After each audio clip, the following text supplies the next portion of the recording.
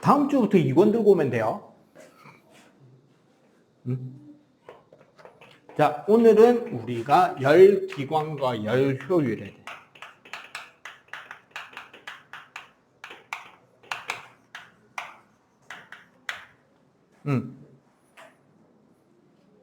한마디로 우리 보통 기관, 영어로 엔진이라고 하는 개념이 있죠. 얘네들은 뭐를 하는 거냐면 에너지를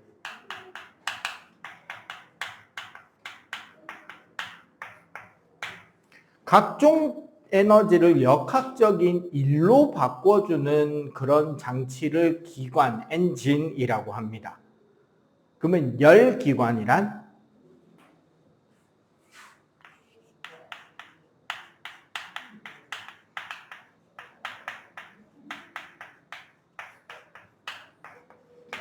열에너지로 일을 뽑아내는 장치를 열기관이라고 해요. 그럼 우리는 어떻게 이해를 할 수 있느냐?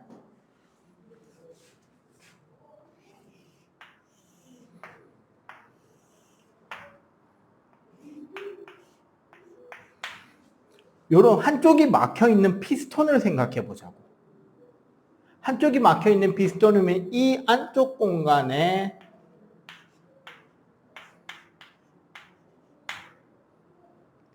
압력과 부피, 온도가 어떤 값을 가지고 있고 기체 입자들이 들어있을 거 아니야. 여기에다가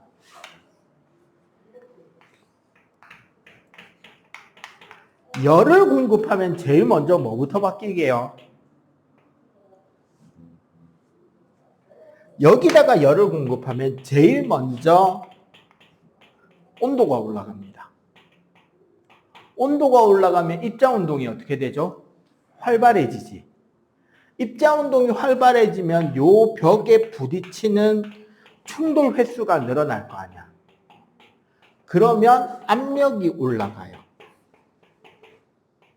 바깥의 압력이 1기압인데 안쪽의 압력이 1기압보다 커지면 이 피스톤을 미는 힘이 생길 거 아니야. 맞지? 이 피스톤을 미는 F가 되는데 얘는 P0 곱하기 A, 이 피스톤 넓이 A에 해당하는 힘으로 이 피스톤을 밀어내게 된다는 거죠. 맞지? 그래서 결국 증가한 압력은 다시 낮춰지면서 P0 값을 유지하겠죠. 바깥쪽 1기압인 P0가 유지가 일정하니까 힘 차이만큼 밀어내면서 압력이 다시 낮아질 거 아니야. 맞지? 그래서 이 피스톤이 여기서부터 예를 들어 이만큼 밀고 나왔다고 칩시다. 그럼 이때 밀고 나온 거리를 델타 X라고 한다면 이 피스톤이 밀고 나오면서 한 일, W는 우리 F 곱하기 S잖아. 맞죠? 근데 여기서 F는 뭐예요? P 곱하기 A지. 압력 곱하기 부피. 여기서 이 문제라면 P0겠지만 곱하기 얘가 이동 거리잖아요. 델타 X가 되겠죠. 맞지? 그러면 뭐가 된다? P 델타 V가 된다. 왜? 여기 A 곱하기 X 여기가 어디냐면 이 부분 늘어난 부피가 되잖아요.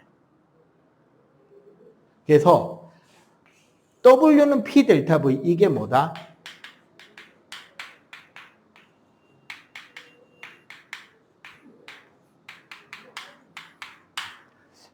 피스톤이 팽창하는 과정에서 기체가 외부에다가 하게 되는 일의 양이 P 델타 V가 됩니다.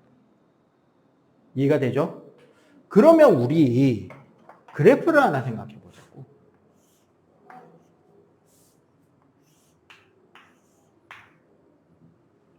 보통 우리 기체와 관련된 그래프는 세로축의 압력 P를 가로축의 부피 V를 적는단 말이야. 그럼 어떻게 되느냐? 자, 봐봐. 압력이 예를 들어 일정한 상태에서 일정한 압력에 대해서 그러면 요 값이 우리 P 압력 값이 되겠죠?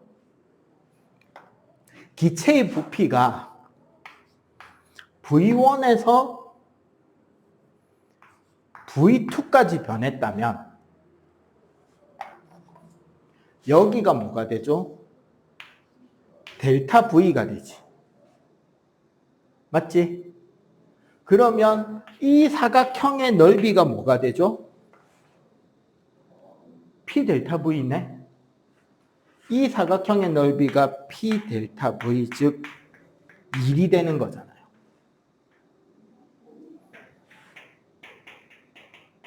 이 말은 곧 뭐다? 사실 무슨 그래프에서는 PV 그래프에서는 설사 압력이 어떻더라도 일정하지 않고 변하더라도 내부의 어떤 해당 영역 델타 V만 결정이 난다면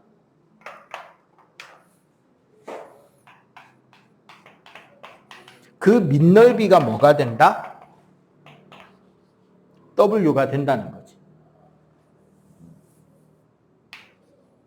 이해가 되죠? 자, 그래서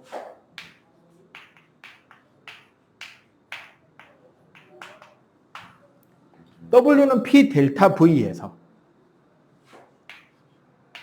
델타 V가 0보다 크다? 팽창한 거죠. 기체의 부피가. 하면 어떻게 된다? W가 0보다 크겠죠. 왜? 압력은 음수가 나올 수가 없잖아. 그지?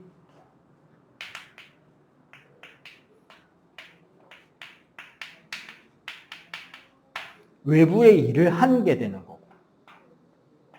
만약에 델타 V가 음수면 뭐 된 거다? 팽창이 한 게 아니라 압축된 거지. 그러면은 W도 음수가 나올 거잖아. 이건 어떻게 해석해야 된다?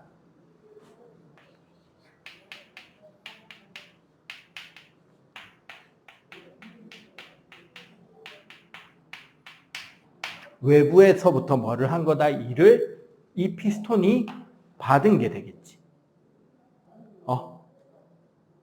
일단 여기까지는 알겠어요?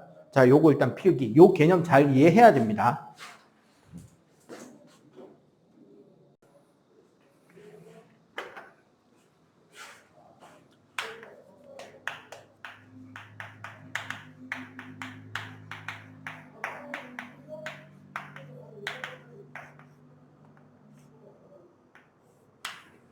연력학 제1법칙입니다. 원래는 이게 물1에 있다가 현재는 역학과 에너지, 즉 물2로 올라가 있어요. 상세한 거는. 근데 기본적인 틀까지는 우리가 지금 이해를 해놔야 돼요. 사실은. 연력학 제1법칙이라는 거는 열에너지를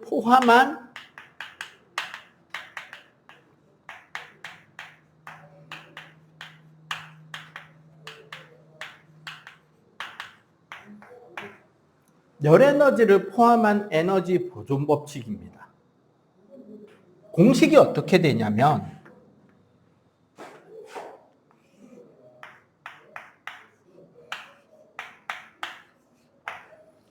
Q는 델타 U 플러스 W예요. 자, 여기서 하나씩 풀어봅시다. U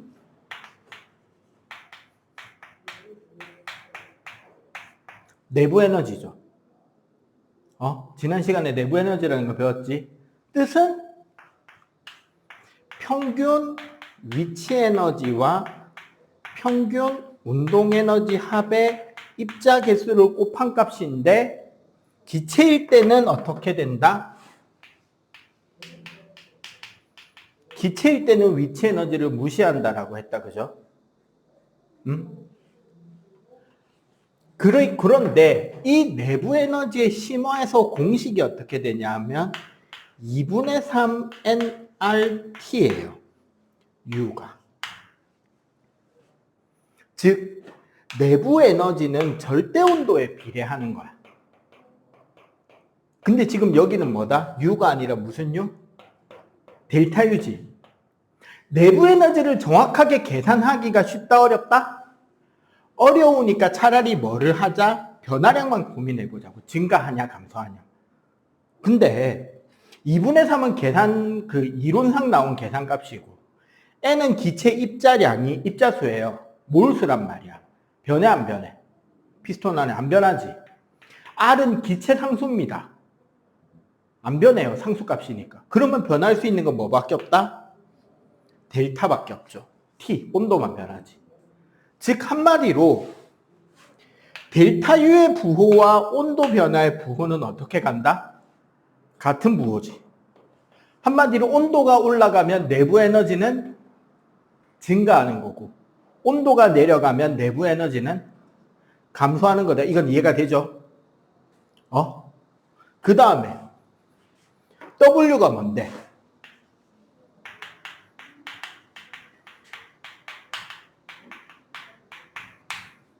기체가 한 일이지. 외부에다가 한 일. 즉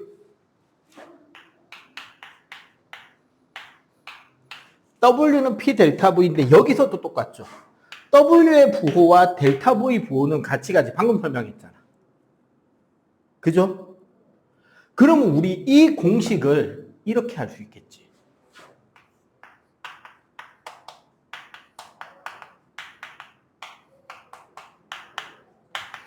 어떤 기체가 열 에너지를 흡수하게 되면 그 에너지는 어디에 쓰인다? 내부 에너지를 변화시키거나 W 뭐?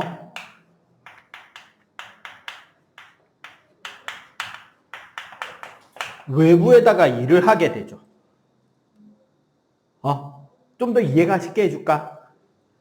용돈을 받으면 저금통이나 통장에 저금하거나 쓰죠. 맞지? 그 돈의 총량은 변해 안 변해? 안 변하잖아. 그리고 아까 이야기했지. 기체와 관련된 그래프는 무슨 그래프를 쓴다고?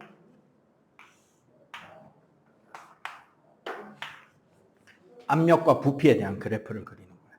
그럼 온도가 같으면 비례 그래프야, 반비례 그래프야? 압력과 온도의 관계, T가 일정할 때. 이거 보일 법칙이죠. 온도가 일정할 때 압력과 부피는 반비례잖아. 요렇게 그려지는 게 T선이에요. 온도가 올라간 그래프선은 어디에 그려질까? 이 선보다 이쪽으로 위에 그려지겠지. 이해가 돼? 그러고 원래 지금 물투 영역으로 간 건 뭐냐면 이 그래프상에서 등압으로 변하냐, 그러니까 압력이 일정하냐, 부피가 일정하냐, 온도가 일정하냐, 열의 변화가 없냐, 요 네 가지에 대한 변화 그래프를 가지고 압력은, 부피는 온도는, 그리고 외부의 일을 얼마만큼 했는지를 이걸로 계산할 수 있게 된다고. 근데 요거 봐봐. 우리 요 그래프에서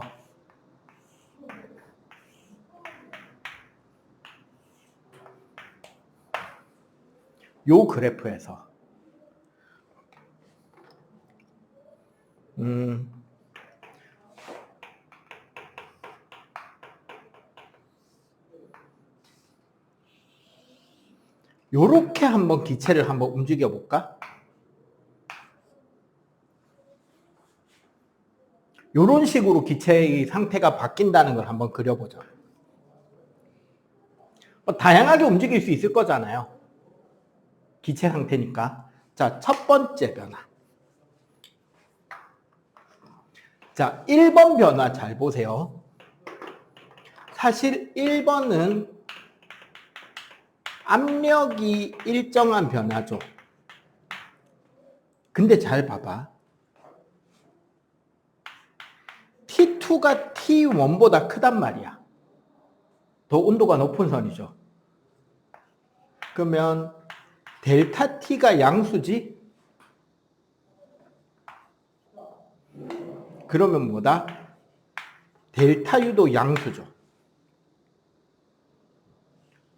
맞지? 그리고 요거 생각해봐.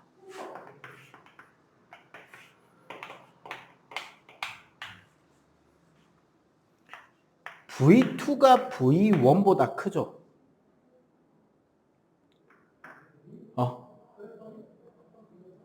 그 말은 델타 V가 0보다 크지? 한마디로 W도 0보다 크지? 맞아, 안 맞아? 맞잖아. 따라서 Q는 0보다 크죠. 즉 흡열을 할 거야. 열을 흡수하는 변화지. 1번 변화는. 2번의 변화는 온도가 일정하죠. T2에서. 델타 T가 0이니까 델타 U는 0인데 여기 값을 우리 V3라고 해볼까요? V3가 V2보다 크잖아. 맞지? 델타 V가 양수라서 W가 양수죠. 따라서 여기 Q도 0보다 크겠네. 공식은 저거예요, 저거. 그럼 얘도 뭐다? 열을 흡수하죠. 3번은 부피가 일정하지. 부피가 일정하면 델타 V가 0, 즉 1은 0이지. 1 안 했죠. 하지만 T2가 T1보다 크잖아. 이 말은 뭐다? 델타 T가 음수예요, 이번에는. 온도가 내려갔죠. 그러면 델타 U가 이번에는 음수지. Q가 음수네. 무슨 열? 외부로 열을 방출하겠지. 4번은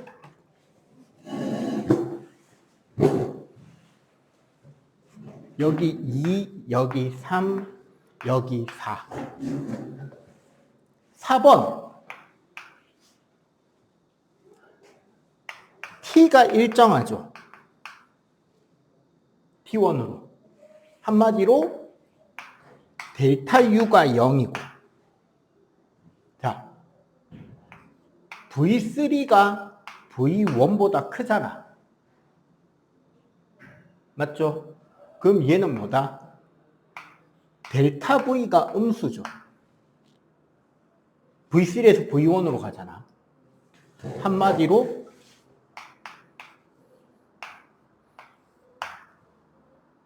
W도 음수지.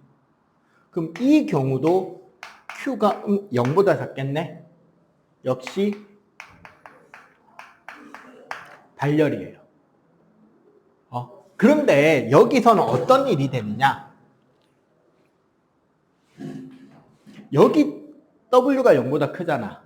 얘를 W1이라고 하면 W1은 어디가 W1이냐? 이 사각형의 넓이가 W1이야. 맞죠? 여기를 W2라고 하자고. W2에 해당하는 넓이는 요만큼이야. 즉 1번과 2번 과정을 묶으면 이 기체는 뭐를 하면서? 열을 흡수하면서 얼마만큼의 일을 외부에 하게 된다? 이 전체 넓이만큼의 일을 외부에 하겠지. 하지만 요걸 W3이라고 하자. 여기를 W4라고 하자. 4번 과정에서 일을 받으면서 열을 방출해야 되잖아. 맞죠? 그 외부에서부터 받는 W4가 어디냐면 요 밑에 넓이가 W4예요. 요만큼은 일을 받았잖아, 막.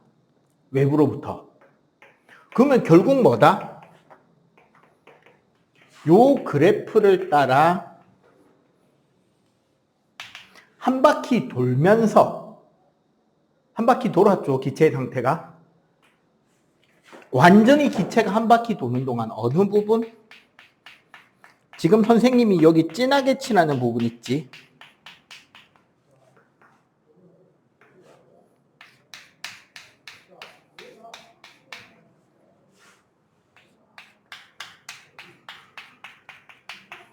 요 부분. 여기 빼고.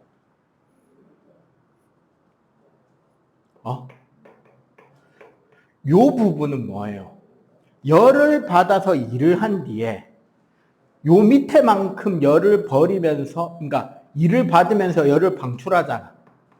그러면 이 도형의 넓이가 뭐다?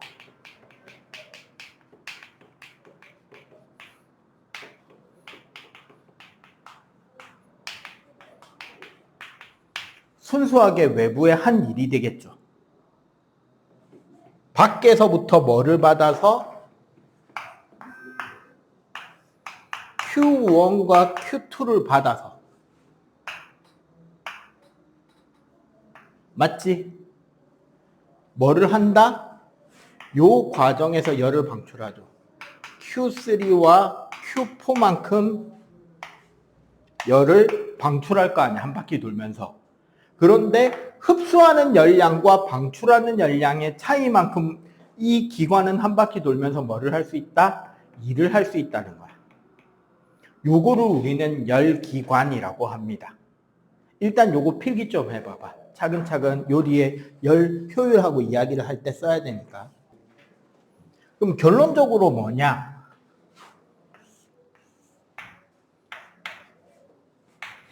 어떤 모양이 어떻게 됐든지 간에 이런 순환고리가 생기잖아요.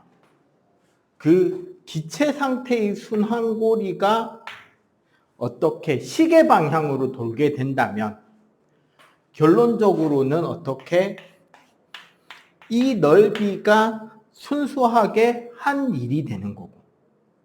그지? 요 과정에서 우리가 이런 생각을 해본다면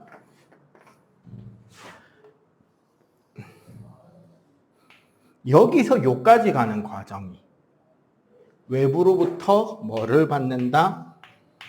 열을 흡수하면서 기체가 변할 거고, 그죠?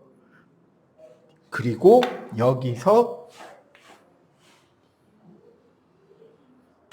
요 과정은 열을 방출하면서 일을 받아들이겠죠. 결론적으로 순수한 일, 요 넓이만큼의 일을 우리는 외부에다가 할 수 있게 되겠지. 이런 장치를 우리는 열기관이라고 하는 겁니다. 이거를 그림으로 그린다면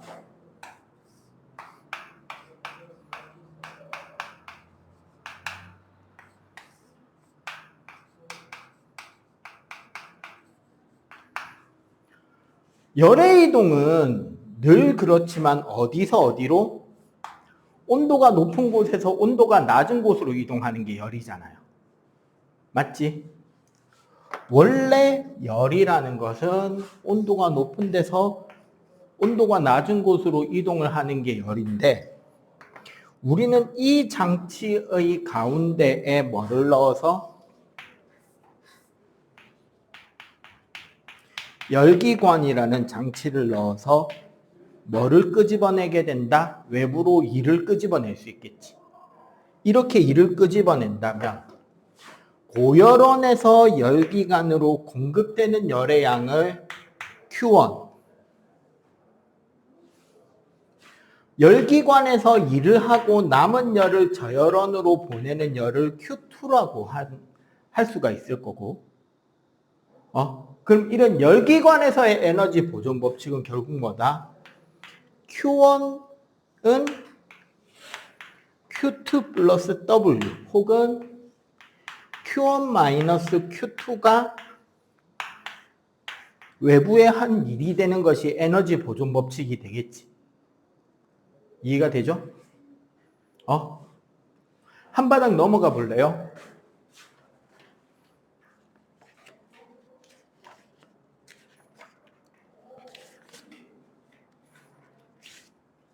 자, 그래서 열기관의 작동 원리, 고온의 열 저장체인 고열원에서 열을 받아서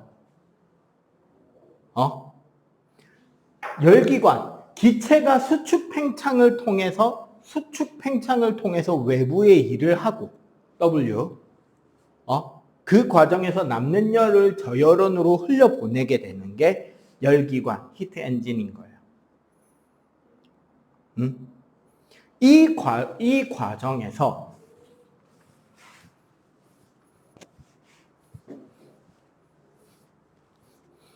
보통 우리 이제 흔히 많이 하는 게 내연기관, 열에너지를 만드는 연소 과정이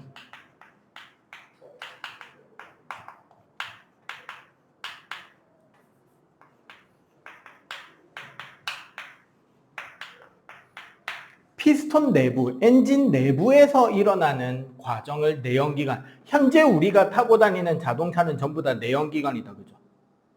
엔진 실린더 블록 안에, 피스톤 안에서 연소를 시키고 그 연소에 의한 열팽창으로 피스톤을 밀어내면서 작동하는 엔진들이잖아. 그러면 이 내연기관의 반대는 외연기관, 외부에서 연소시키는 거. 그러면 연소 과정이 피스톤 외부에 있는 기관, 위에 게 자동차 엔진이라면 밑에 거는 가장 대표적인 게 증기기관이나 현재의 발전소들이에요.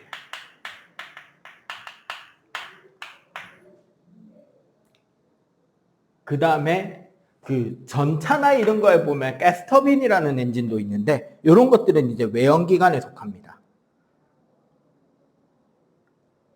스털링 기관도 있고요. 일반적으로 효율은 누가 더 좋을까요? 내연이 좋을까? 외연이 좋을까? 일반적으로는 내연이 좋아요. 외연기관을 요즘에 덜 쓰는 이유가 그거야. 왜? 열은 항상 어디서 어디로 이동하죠? 좀 이따 우리가 요 뒤에 배울 열역학의 법칙이 그 내용인데 고온에서 저온으로 이동하지. 그러면 연소 과정 자체를 피스톤 밖에서 하고 그 열에너지로 피스톤 안에 공기만 팽창시킨다면 연소에서 만들어진 열에너지가 피스톤에 전달되는 에너지도 많지만 밖으로 새는 에너지가 훨씬 더 많아지잖아. 차라리 어디서 불 붙이는 게 더 유리하다? 피스톤 안에서 불 붙여서 직접 팽창의 힘으로 피스톤을 움직이는 게 더 유리하겠죠. 대신에 단점은 그렇게 하면 폭발력이 세지는 만큼 엔진도 더 튼튼해야 되고 온도 자체도 높게 만들어질 거고 그만큼 무거워지겠죠. 물론 외연기관도 무거운 건 마찬가지예요. 우리 증기기관차 생각해봐. 물을 끓여서 수증기로 만들고 수증기로 피스톤을 돌리고 배출시키고 그런 것들이 되니까요. 자, 이 과정에서 저기 스털링 기관 같은 경우도 있는데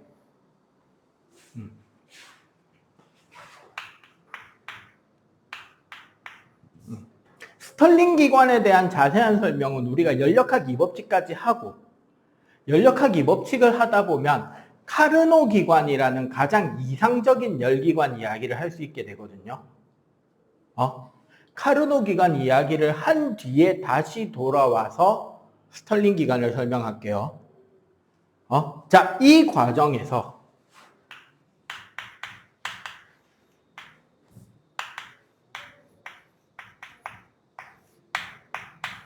효율입니다. efficiency. 우리 일반적으로 효율은 뭐분의 뭐라고 한다?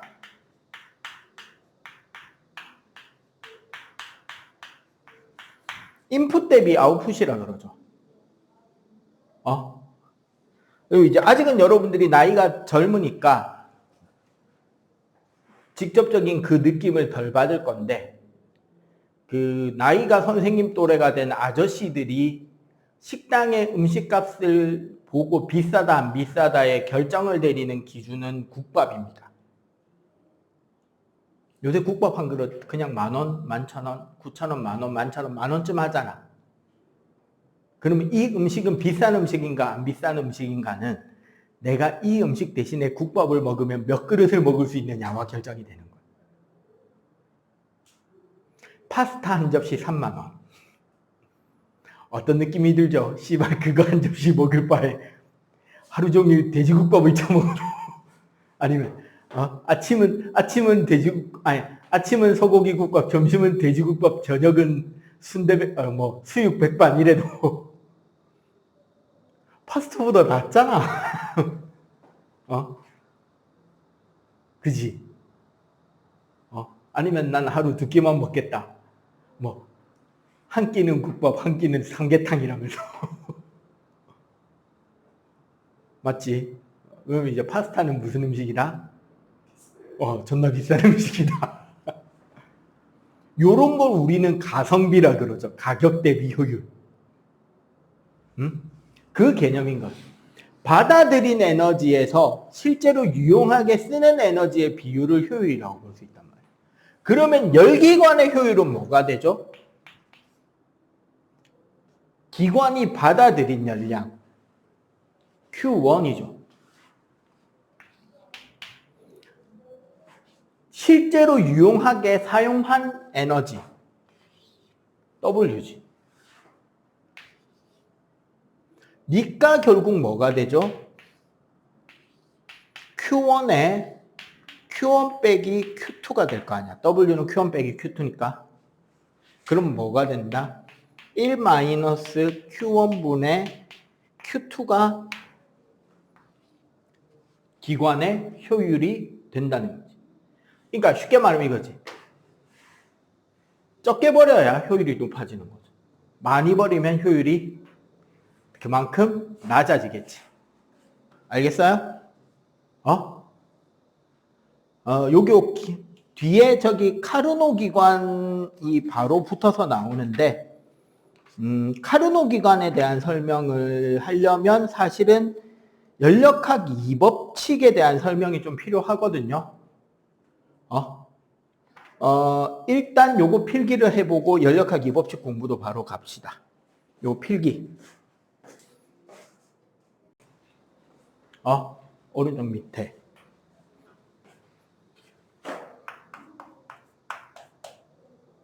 카르노 기관 말고 다음 바닥에 바로 넘어가 봅시다. 연력학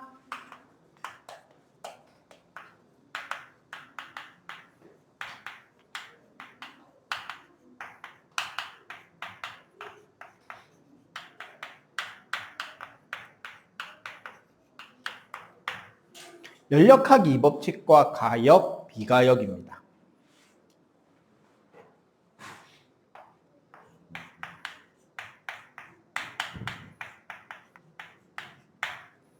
가역. 역이라는 것은 리버스죠. 리버서블, 가역. 동일한 경로로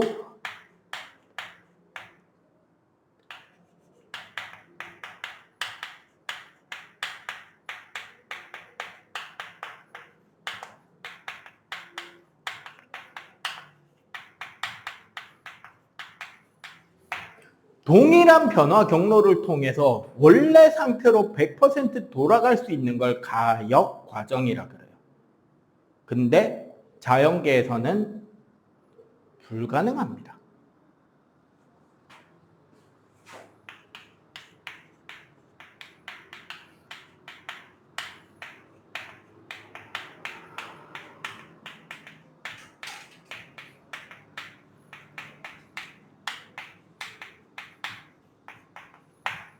이론상으로만 존재하는 아주 이상적인 에너지 전환이 필요한 게 가역 과정이에요. 우리 진자운동 있잖아. 예를 들어 이론상 진자운동의 예를 들어보자고.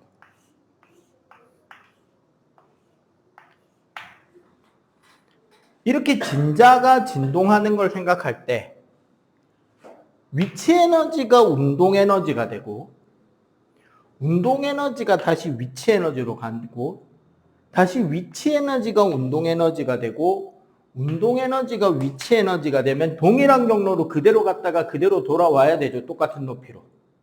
그러면 이 상태로 얘를 가만히 놔두면 얘는 무한정 계속 똑같은 높이까지 왔다리 갔다리 반복을 하겠지. 되겠냐? 왜 안 되는데? 뭐 때문에 안 될까요, 이거? 우리가 이런 거 이야기를 할 때, 역학적 에너지 보존 이야기를 할 때 문제에 꼭 뭐가 적혀 있다? 마찰과 저항에 대한 에너지 손실은 뭐 한다? 무시한다. 그때 그거 이야기했잖아요. 손 대봐봐. 손 대고 막 비벼보세요. 뭐가 나요? 열이 나죠. 마찰이나 공기 저항이 생기면 그 자리에서는 열이 발생합니다. 그리고 열도 곧 뭐예요? 에너지죠. 그 말은 요 운동 과정에서, 이 반복 운동 과정에서 뭐가 발생하게 돼 있다?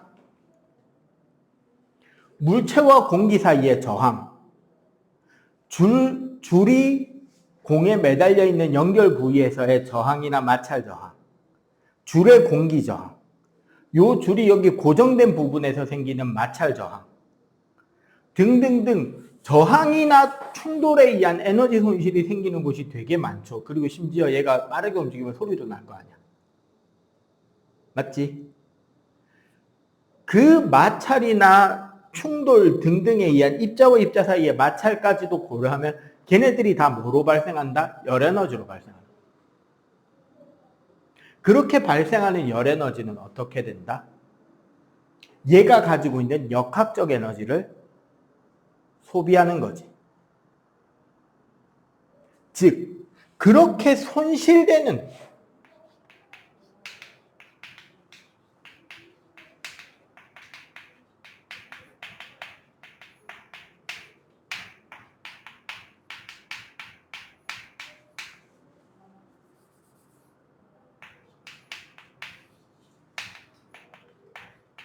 이 진자는 흔들리는 폭이 점점 어떻게 된다? 줄어들어서 멈추겠죠.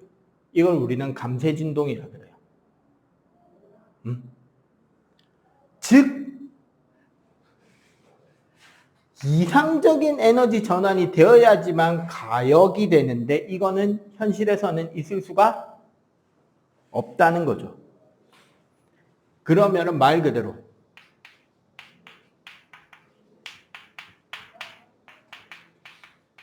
비가역. 결론적으로 비가역이라는 건 결론적으로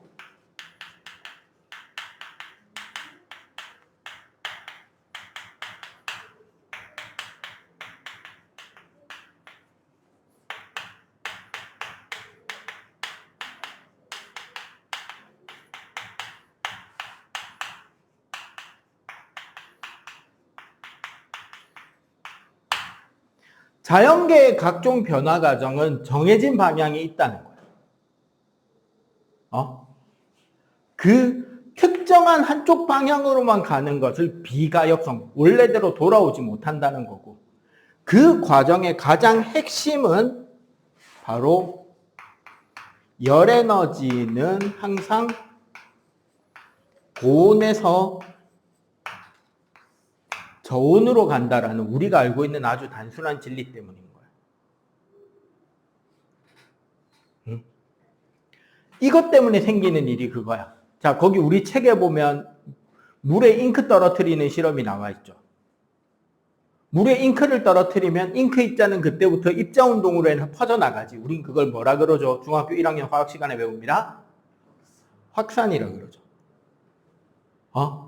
물과 잉크가 섞이는 것을 만약에 가역 과정이라고 한다면 물과 잉크가 섞인 뒤에 순수한 입자 운동만으로 다시 뭐가 될 수도 있어야 된다? 물과 잉크가 분리되기도 해야 되는데 되냐? 안 일어나죠. 그거를 우리는 비가역 변화라고 합니다. 그럼 물어보자. 아주 완벽한 가장 높은 효율의 엔진을 만들려면, 기관을 만들려면 가역 과정으로 작동해야 돼요? 비가역 과정으로 작동해야 돼요? 가역으로만 작동이 돼야 아주 이상적인 기관이 되겠지. 맞지? 그래서 프랑스인 카르노라는 과학자는 카르노 기관이라는 걸 아이디어를 냅니다.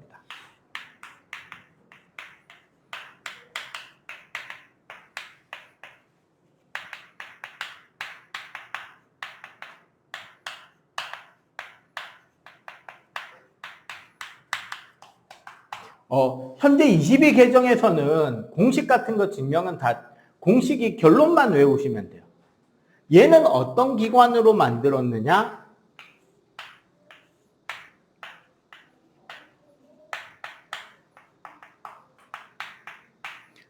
두 개의 등온 변화와 두 개의 단열 변화로 이루어지는 기관을 생각해내요. 그리고 그 에너지 전환 속도가 아주 느리게 되면 가역 과정으로만 작동이 됩니다. 근데 여기서 문제죠. 아주 느린 기관 어디다 쓸래? 엄청나게 작동이 느리게 일어나요. 그 기관 쓸모 있겠냐? 효율은 높은데 존나 느린 기관 필요하냐고? 필요 없지. 맞죠? 그걸 카르노 기관이라고 해요.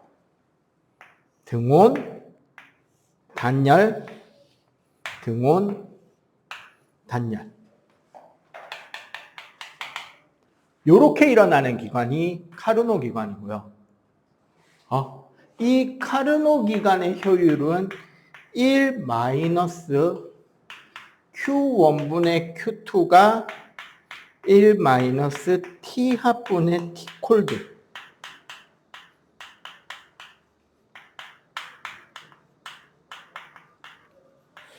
뭐에 의해서만 결정난다? 아까 우리 열기관에서 고열원과 저열원이 있었죠.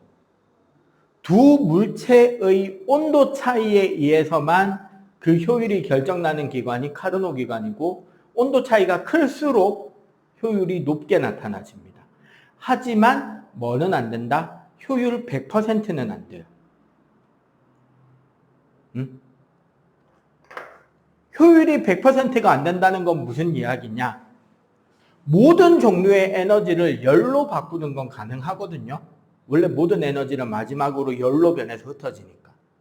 하지만 열 에너지 100%를 끄집어내서 뭐로 바꾸는 것은 다른 에너지나 다른 일로 바꾸는 것은 가능하다, 불가능하다? 불가능하다라는 소리예요. 왜? 그 효율이 카르노 기관의 효율은 1보다 작을 거 아니야. 요 공식 봐보세요. 카르노 기관의 효율이 1이 되려면 어떤 조건이 필요하다? 고열원의 온도가 무한대가 되거나 저열원의 온도가 절대 영도가 돼야 돼요. 근데 둘 다 현실에 존재하지 않는 온도란 말이에요. 따라서 카르노 효율은 뭐보다 작다? 무조건 1보다 작아요. 참고로 스털링 기관은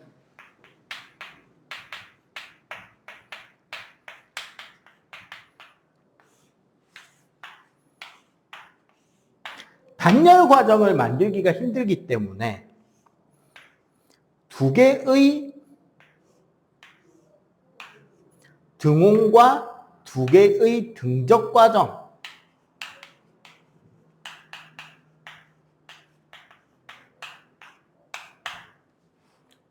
온도가 일정하게 변하는 거랑 부피 변화가 없이 열 에너지가 출입하는 과정으로 만드는 기관이고, 스털링 기관의 장점은 이겁니다. 어쨌거나 온도 차이만 존재하면 작동이 돼요. 즉 엄청나게 높은, 물론 온도 차이가 크면 클수록 작동은 잘 되겠지만 온도 차이가 어때도 엄청나게 고온이 아니더라도 기관이 돌아갑니다. 유튜브나 그런데 스털링 기관이라고 검색해 보시면 그 고등학교 보통 물리 동아리나 이런 데서 DIY 스스로 자작해서 만든 스털링 기관들도 있고요. 인터넷에 각종 과학 관련 기자재판의 샵이나 지마켓 이런 데만 뒤져도 스털링 기관 만드는 키트가 팔아요. 한 10만 원 왔다 갔다 하는데 어느 정도 열로도 작동하냐면 머그컵에 커피 따뜻한 물 받아놓고 그 위에 기관장치 올려놓으면 밑에 커피컵 머그컵에서 올라오는 뜨거운 열이 있잖아. 그거 가지고 프로펠러 돌릴 정도의 열이 납니다.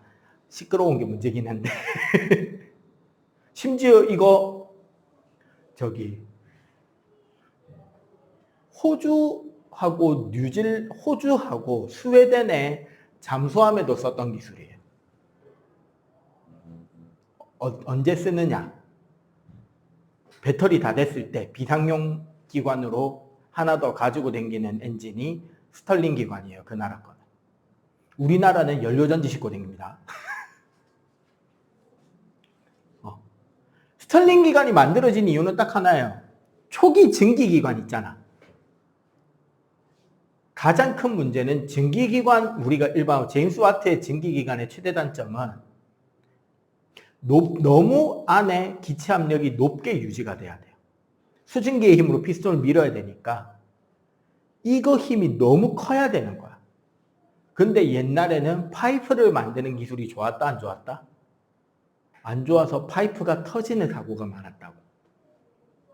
그래서 좀 더 낮은 온도에서도 좀 더 균일하게 출력을 쭉 뽑아줄 수 있는 장치가 있으면 좋겠다라고 만든 게 스털링 기관이에요.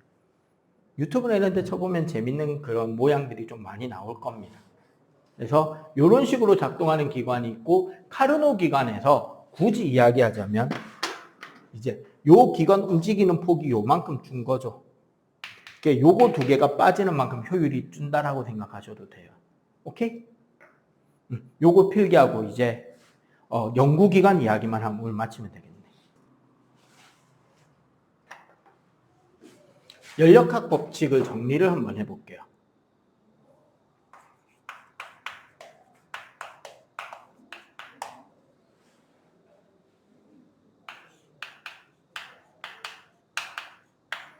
연력학 법칙은 0법칙, 1법칙, 2법칙, 3법칙이 있습니다. 그 중에 이제 유명한 게 1법칙과 2법칙이에요. 연력학 0법칙은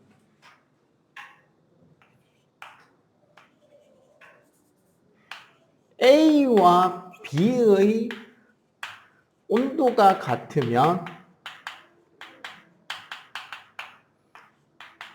A와 B는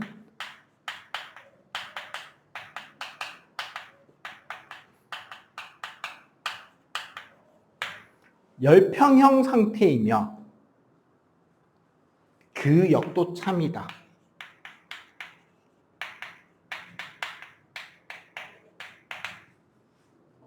물체 두 개가 붙어 있는데 두 물체의 온도가 같으면 두 물체는 열평형 상태라는 소리고, 열평형 상태라는 말은 동시에 두 물체의 온도가 같다라는 소리입니다. 너무 당연한 이야기다, 그죠? 이게 0법칙이에요. 1법칙은 아까 우리가 썼던 공식이죠. Q는 델타 U 플러스 W. 결국 이건 뭐다? 열과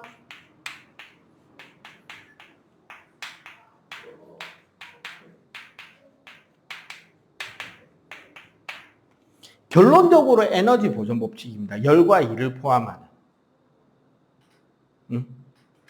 이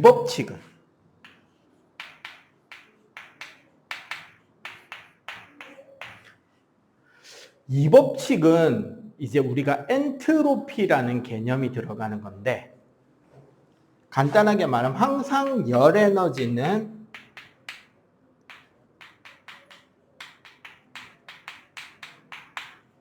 자발적으로 이동하는, 스스로 움직이는 열 이동 파장이 항상 어디에서 어디?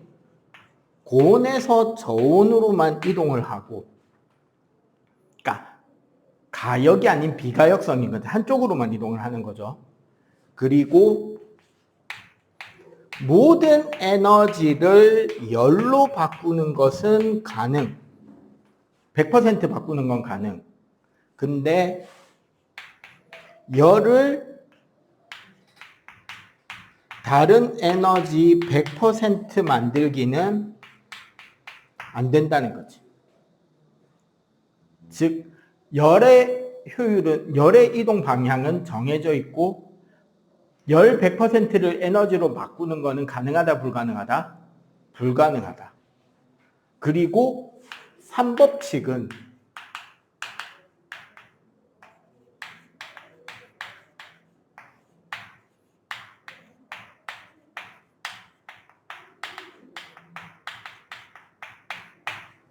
우리가 절대영도, 소위 말하는 섭씨 영하 273도씨는 이론상으로만 존재하는 온도고 우리가 도달할 수 없는 온도입니다.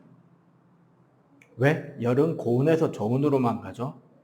그럼 우리가 절대영도에 도달하기 위해서 뭐가 필요한지 아냐? 절대영도보다 낮은 온도가 필요해요. 절대영도보다 낮은 온도는 존재해, 존재하지 못해? 존재할 수 없잖아요. 그러면 절대영도에는 우리가 도달할 수 있어, 없어? 그지? 요게 1법칙과 2법칙, 3법칙에 대한 주요한 내용입니다. 연구기관이라는 말이 있어요. 선생님은 이 연구기관을 딱 한 문장으로 표현합니다.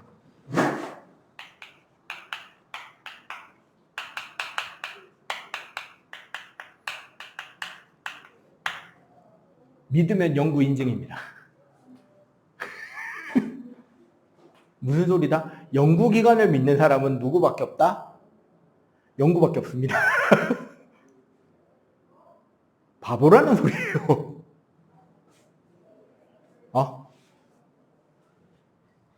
연구기관은 제1종 연구기관이 있어요. 제1종 연구기관은 그 효율이 1보다 큰 기관입니다. 되냐?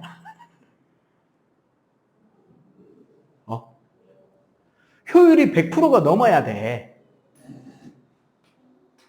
간단하게 하나 만들어 볼까? 이거 왠지 될 것 같으면 나한테 투자해 봐봐. 이건 내가 특허를 낼 거예요.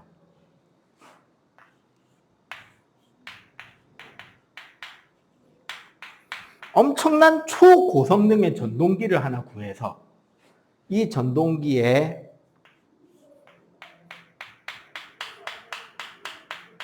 톱니기어 큰 거를 꽂아. 그리고 그 앞에 선풍기 프로펠러를 이렇게 달아요. 그리고 이 전동기 가까이에 뭐를 만든다? 발전기를 요 작은 기어로 이렇게 붙여요. 그리고 전동기와 발전기를 전선으로 연결하는 거야. 잘 봐.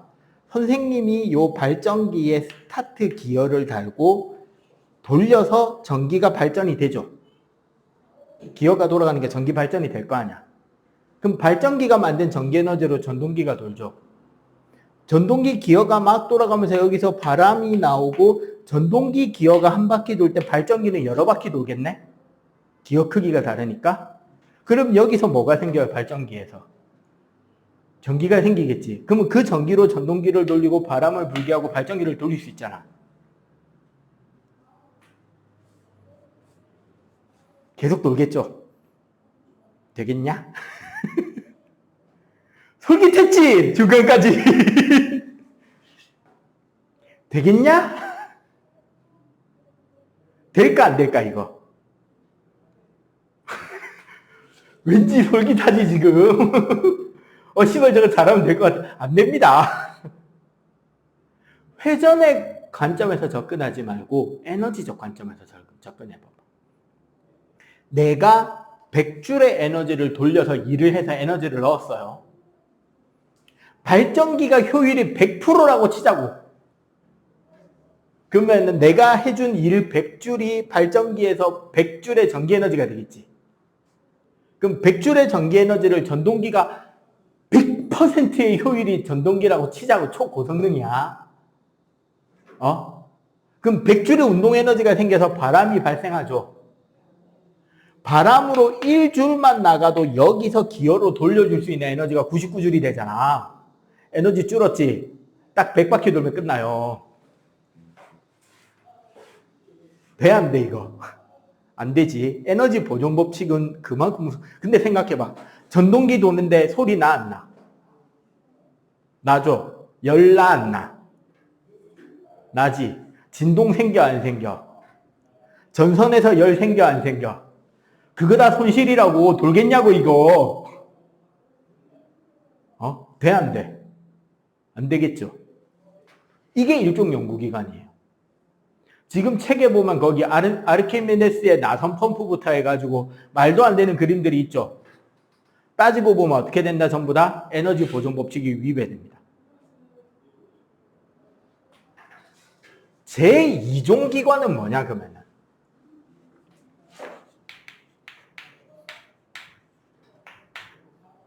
제2종 연구기관은 열에너지가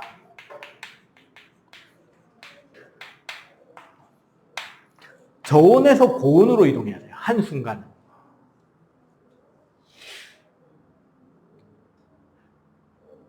제2종 연구기관은 그러니까 1법칙에 위배된다. 이게 뭐냐면은 에너지 보존 법칙이 성립 안 하는 거예요. 에너지가 뻥튀기가 돼야 일종 연구기관인데 제2종 연구기관은 에너지 보존 법칙은 적용이 돼요. 그런데 어느 한순간은 뭐가 돼야 된다? 저온에서 고온으로 열이 이동해야 돼. 열의 자발적 이동이 반대로 돼야 됩니다. 가능하다, 불가능하다? 불가능해요. 지금 저기 봐봐. 바닷물을 얼음으로 만들면서 그 열 에너지를 빼서 배를 달리게 하겠다라는 보트가 나왔습니다. 야, 그렇게 따지면 냉장고나 에어컨은 공짜게? 발전기게?